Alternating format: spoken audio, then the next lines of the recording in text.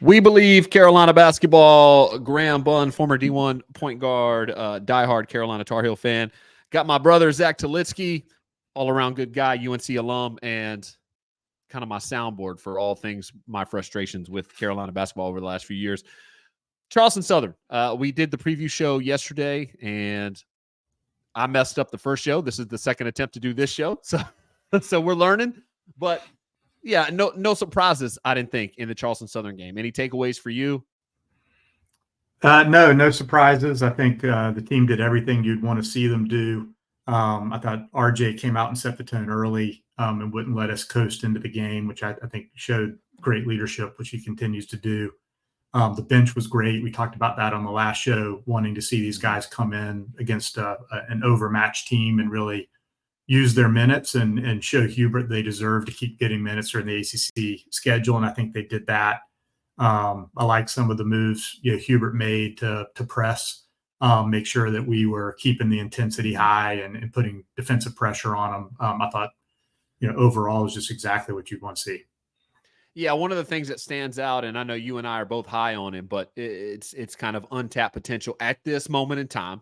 Again, it's early, even though we're almost halfway through the season, which is crazy to me. But we'll touch on the bench just a little bit. RJ Davis, incredible. I love him. He's quickly becoming one of my favorite Carolina Tar Heels of all time, and that's saying a lot. There's a lot of wonderful Carolina basketball players, but I think in order right now, keys to our team taking that next step forward, Washington and Withers. You and I have talked about it, not at great length, but we wanted to see more from them. I'd love to touch on those two players, their contributions in that game. Now, again, across the board, I'm not saying there's not talent in mid-majors, but if you take the mean average player and skill, talent, and, I guess ceiling of a player, Carolina's ceiling across the board should be higher than Charleston Southern. So it was expected that they play well, but I'd love to touch on what you felt those two guys did well. And if you feel like, because I don't want to speak for you, that if we can get that from them in conference play or in big games down the stretch in March,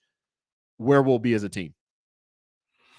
Yeah, I mean, I think we need to go at least 8 deep, and those 8 would be Seth and Jalen and Washington, and they all three played very well. Maybe the best game that the three of them combined have played yet. Obviously, Washington leading the way with 17, which I think is his career high. He came in right off the bat and had a couple of offensive rebounds and was really aggressive, and of course, made some threes as well. Yeah, the pick and pop, obviously that's not something, and I know he took some threes last night, and I know Bacot has hit some threes, but I honestly think that Jalen can shoot that, can step outside and be comfortable doing that. I don't think Bacot's really that comfortable doing that. Yeah, and then you do that high pick and roll with RJ, and then you get RJ going downhill. That's really tough, especially if Jalen's going to pop out there. So I also like that Hubert played Washington and Bacot together. I think we may need that later in the season against some larger teams. This is a great game to experiment with it. I don't know if they've been on the floor together yet this year. I can't remember it. Yeah. And so they got some extended minutes on the floor together, and it looked good. So hopefully we'll see more of that going forward. Yeah, it's always nice, to have that in your back pocket if needed. Let's say we're getting eaten alive on the boards, want to mix it up, want to create some mismatch, even offensively, playing Washington at the 4. It's nice to be able to go to that knowing it won't be the first time that's ever happened. And hopefully they're doing some of that, and I would imagine they are in practice. But I liked it too. And I think when we play some of these teams that, especially, and we'll talk a little bit about it, especially when you play teams in domes and the backboard becomes a bigger asset, having a bigger lineup to be able to get offensive rebounds because maybe your shooting percentages dip a little bit when you're playing in a big dome, that's going to be a good thing that might pay dividends down the road for us, which is kind of like a small thing that most people might not notice. And I think Jalen really could be our best wing defender, if not our best perimeter defender. Yeah. I think Withers, for sure. Yeah, I think you texted me during the game, like that's the role he needs to morph into. Now, if he can make an occasional 3 too, and he had that great dunk where he's for cut baseline, very athletic finisher, which is great to see. So if he could really be a 3 and D guy and embrace that role, heck, even just a D guy with an occasional 3, I'd take it. Yeah, I mean, I I don't think think he had he's any turnovers, which is good. He's been a little loose with the ball and yeah. He careless didn't at foul times. anybody shooting a three. Well, that's a win. That Yeah, was killing me, man. message sent. Hopefully, Yeah, I hope so. Yeah, and again, shout out RJ Davis. I think he dropped it off to Withers when he put his head in the rim. 2010-5. I think I saw a stat where no Carolina point guard had ever had that stat line. So ridiculously good. I would imagine he and PJ Hall are the front runners for ACC Player of the Year. And yeah, you can't say enough nice things about RJ Davis. We could do every show talking about how good RJ Davis is. But I did think Washington and Withers. I've all been on board on Trimble. He's already put my mind at ease. I love when he's on the floor. I don't know if Trimble and Cadeau is a great mesh backcourt wise. I think Trimble is better with RJ, but he's great for us. And I loved seeing what we got out of Washington and Withers last night. You asked for it, we got it. I feel much more comfortable going into the Pitt game, feeling like, okay, they've got some confidence. We'll be able to put them on the floor, and they'll be productive in the minutes that they give. Yeah. That pairing's interesting in the backcourt. It feels like they need the wing shooter with them. I can't remember who's on the floor with them, but Ingram was on the floor last night with them, which is fine. I mean, he shot yeah, the ball well. I just with RJ on the floor with either one of Cadeau and Trimble, and then you also have the wing shooter. I feel like it's a non-issue then. Now, yeah, maybe defensively we get better when RJ's not there and it's Trimble and someone else. I don't know. I'd have to look up stats and stuff, but I love Trimble. I think that he's going to be a much larger contributor than most people thought going into the season. I think he's proved that through the season. So I'm sold on him. I'm coming around on Withers and I'm coming around on Washington because you're getting me there. And I wanted to see it. We saw it, and Pitt's going to be a big test on the road in a very hostile environment in the zoo, I guess is what they call it. You and I were discussing it a little bit earlier. You learn a lot about your team when you get into hostile environments, and this is going to be one of them. Would you say they're 0-2 in the league already, so they're going to be ready for the game? Yeah, 0-2. They lost to Syracuse today, so they're going to be hungry. We're going to get their best shot, so we're going to have to definitely step up and match their intensity if we want to win this game. Yeah, one of the things that I'm actively looking forward to, and maybe you can jump on this, is that there's a lot of tape on RJ Davis now. I think it's no secret that when RJ plays well, and he's been playing well all year, we traditionally play well. I'm looking forward to seeing some of the adjustments that Hubert Davis does, because once you get into conference, for the most part, there are no secrets. People have your sets, people know your tendencies, people know your likes, your weaknesses. They target that, and depending on how much they prepare, it's really, really evident. Now, if I'm playing Carolina, I'm saying, okay, we got to limit RJ Davis's looks. So I'm doubling the pick and roll every time, getting the ball out of his hands, et cetera, et cetera. I'm looking forward to seeing how Hubert handles that, because I think it's RJ's team. And I think if RJ, I don't know if we can survive a 3 for 20 game out of RJ. I just don't think we can win games like that. Like, he's that important to our team. It'll be interesting. It'll be interesting to see when you get in the ACC with some pretty long defenders, what other teams try to do and what they throw at him. I think we're better equipped to handle it this year. I think we've got more answers, certainly on the perimeter with Ingram and Cormac to take some pressure off. And obviously, you can throw the ball down to Baycott, hopefully, too. So, yeah, I do think you can't totally focus on him. And I think the fact that he really is a 3-level scorer makes it hard. Like, you can't just run him off the 3-point line and shut him down. right. I mean, he's comfortable from the mid-range. He can get to the hoop. And, of course, he's a great free throw shooter. And so he's going to be tough to take away completely, unless somebody has just a great wing defender and they run 2 guys at him. But it'll be interesting to watch for sure. And hopefully, we're ready for it. Yeah, over the years, Carolina famous for the secondary break. This is where I gain a little bit of confidence in. If someone scouts RJ and knows the box sets, and when I was at App State, played in the Carolina system, we ran the box series. So I see the sets that are setting up in the half court. But that secondary break, having a guy, and I'm not throwing shade at Caleb, but having a guy like Cadeau who's actively looking to beat his man, draw one and kick, kind of create for other wings. It's nice to see RJ being able to play off the ball and still get looks. There were times last year where, Caleb, maybe he beats his man. It wasn't a driving kick type of situation. His mentality was to score. And I think RJ's really, really benefiting from playing in the backcourt with someone that has no problem and gains a lot of confidence at creating good shots and good looks for other players, especially our best shooter and one of the best shooters in the country in RJ Davis. Yeah, I agree. I mean, I think Hubert says he's not an off-the-ball guard, because he still creates a lot for himself and for others. But I think relieving him of the pressure of having to run the offense and get other people involved has been huge for him this year. So yeah, totally agree. All right, keys to the game. Charleston Southern put that to bed. Everybody did what we asked for. Called the century mark. We called the 100. Let's call some keys to the game for Pitt. It is on the road. I would imagine it's going to be a hostile environment. You don't necessarily, for the most part, traditionally shoot as well as you do on the road, so you got to do some different things. I think Baycott will play a bigger role than he does at home because I think it's going to be a little bit more challenging on the perimeter players. Got to get to the line. What stands out in your mind? We're rolling into Pittsburgh. It's going to be a Tuesday night, 7 o'clock Eastern Standard Time, and then 4 o'clock here on the West Coast. I'm going to be dialed in. I hope that game is on the ACC network. I'm not sure if it is. No, it's on ESPN. All right, Tuesday night, ESPN. It's going to be a big-time game. Elliot Cadeau's a freshman, first true ACC road game starting. What are you thinking? Yeah, I think we have to match the intensity and the physicality, and I think it's going to be the little things. I think it's going to be hustle and loose balls and rebounding, and that's how those games ended up playing out last year. We obviously lost twice by 3 points total. They really took our tournament spot because of those two games.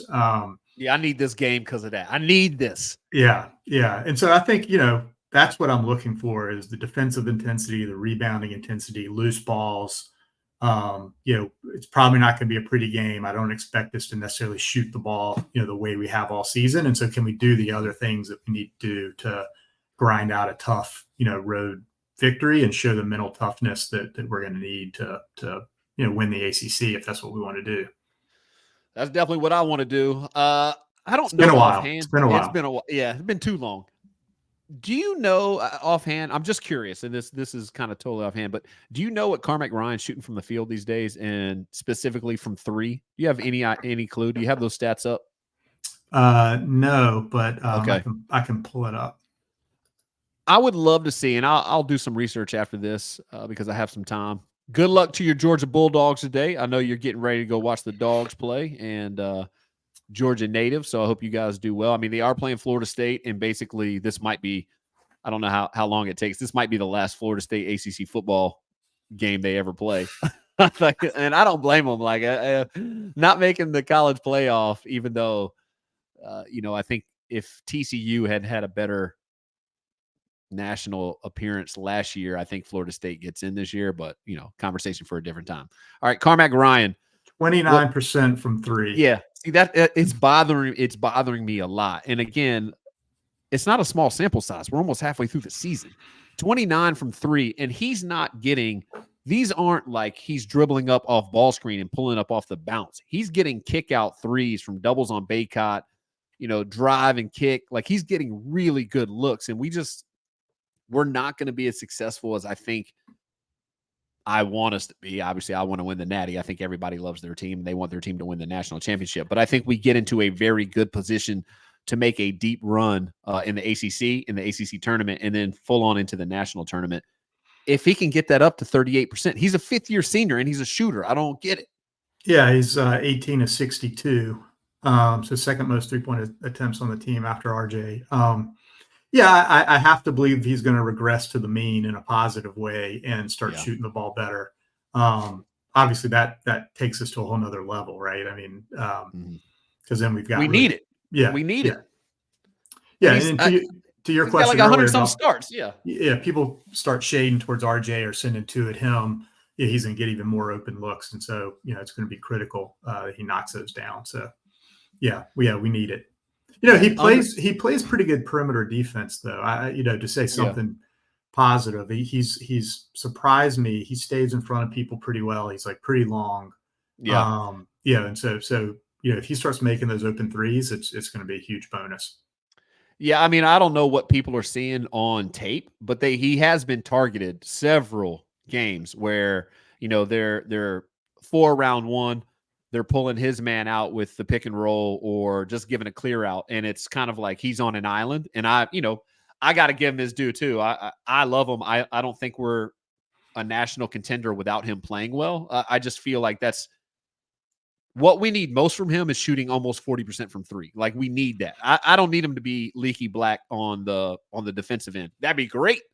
As long as he's given the effort that he does give, I think that's amazing. But I have seen him sit down in a chair, have a guy go at him, he stop him, and then, clap and pump himself up. Like, I think he knows he's been targeted in some cases, and he's definitely shown up and put his best foot forward defensively. So you're right on the money with that one. I just need him to shoot better because I think we're a different team when the wings help and are a little bit more efficient from three. For I think Bacot to start to really flourish and be somewhat the player that he was throughout his career. Yeah, and I think it's coming. And for the record, Florida State got robbed. Yeah. I mean, it's just wrong in the history of college football. Yeah, I don't think this has really happened before, and I think it's a terrible decision by the committee. I think they deserve to play in that game. Who do you take out? Who do you take out though? Take out Alabama. Texas? You taking out Alabama? Mm-hmm. Okay. Yeah. No, if you want the 4 best teams in there, if that's the argument, then Georgia should be in. There's no doubt in my mind Georgia is one of the 4 best teams. I say that as a Georgia fan, so I'm biased. Yeah. I was gonna say, who do you pull for? Yeah. So so they didn't do that. They weren't consistent. Right. If that was the criteria, I don't think they put the 4 best teams in. Mm-hmm. And so then if you put the 4 most deserving teams in, or the 4 most deserving conference champions, then I think you have to leave, Alabama out. So, again, I think they felt like they couldn't do it because it's the SEC champion, which I understand. But so I feel. Do you think TCU's performance in the Natty last year had anything to do with the selection committee's choice to leave out a team that lost their starting quarterback?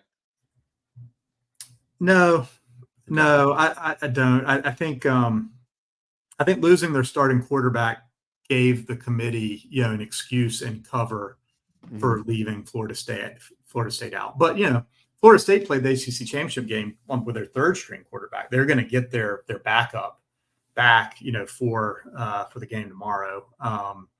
Had they gotten in, and heck, there's been teams win the Super Bowl with their backup quarterback. I know it's a little bit different, but I mean, that's what college football should be about. It's Cardell Jones playing for Ohio State and winning, he was 3rd string. Yeah. And so it's a little bit like you deserve the chance, and I think college athletics should be about rewarding a perfect season like that. And I think it's just really unfair to those players. I think it's really unfair to the coaches and to that fan base. And so I feel really bad for Florida State. Yeah. Give me and we'll end it because obviously this is not a football podcast, but still kind of cool to talk about. Yeah. Give me your prediction for the college football playoff, the winners, because I think Alabama's going to beat Michigan. Yeah, I do too. Which you're like, I would take out Alabama, and I'm like, well, I think Alabama's going to beat Michigan, so like that's tough. Yeah, no, if you said who are the 4 best teams, I would put Alabama in. If it was the 4 most deserving teams, then I would put Florida State in. But yeah, I think it's going to be Alabama and Texas. Yeah. So I don't know. I think that if I had to pick the final, it'd be that. But and I think Georgia. I think if Alabama Georgia was in, year? they would. Yeah, they beat them on the road. So that could be an interesting rematch. Yeah, that'll be good. All right. Well, hopefully the Heels perform. Our next show, we will try to get on here and we'll do, a small little preview show if we got time, but we'll definitely be doing a recap show of their performance, and hopefully it's going to be a good one in the Zoo at Pittsburgh Tuesday night, 7:00 tip off Eastern Standard Time, 4:00 here on the West Coast. If you guys happen to see this, follow our Instagram. We're starting that up. We're going to put some Carolina content on there. Zach, I appreciate you, brother. Go Heels. Go Heels.